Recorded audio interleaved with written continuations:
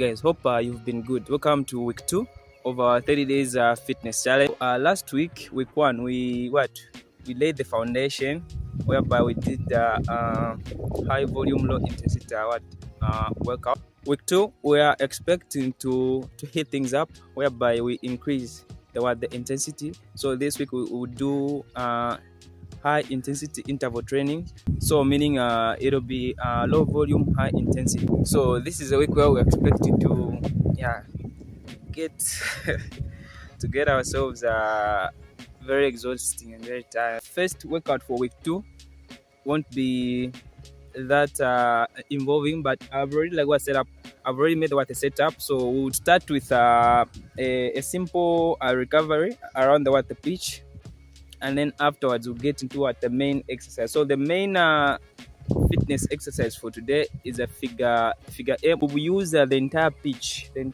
from length to length.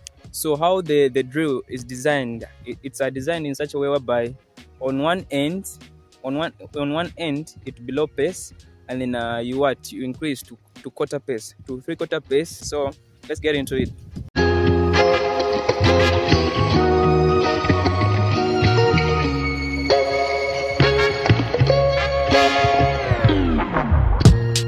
The inspiration for today's word comes from the book of Deuteronomy chapter 1 verses 42 to 45. This was when God had spoken to the Israelites to not go into battle with the Amorites, but the Israelites disregarded God's instruction and they still went on to the battle, of which they ended up losing, and God completely defeated and also humiliated, and then they went back. This word speaks to us in ways whereby there's situations and areas in our lives whereby we embark on a journey, or we begin to do something without consulting God, or we consult God, and then when God tells us otherwise, we still decide to go on still in pursue to achieve, so that we can satisfy our heart's desire. In most cases whereby we do things without consulting God, or we do things where God raised a red flag but we still went on, in most cases we end up hitting a roadblock. We don't achieve what we desire to achieve.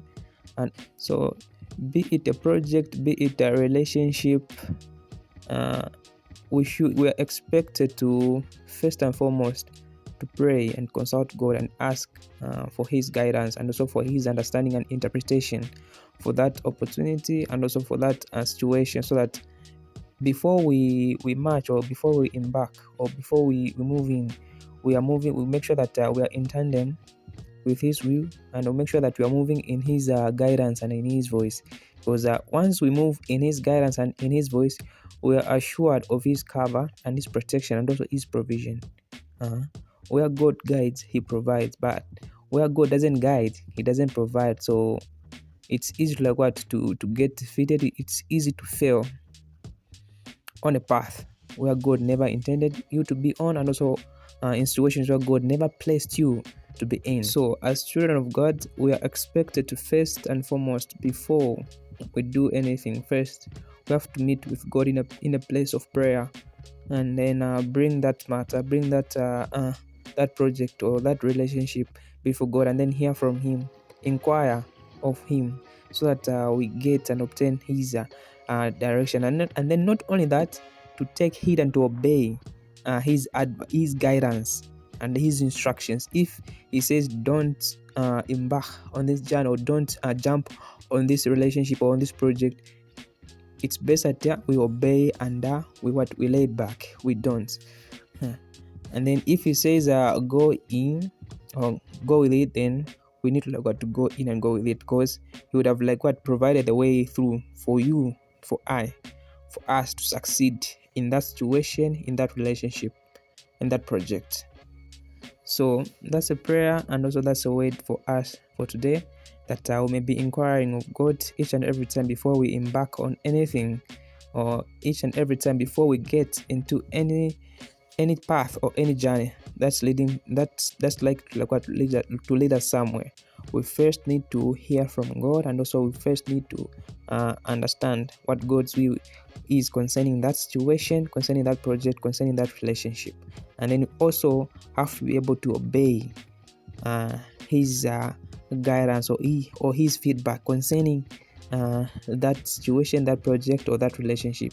We need to obey, and then also to follow what he says, what his will reviews of us to do. So yeah, that's a way. I hope it settles in us, and I hope that it guides us, and I hope that it settles as well in his will and in his provision and sustenance. May the Lord richly bless you.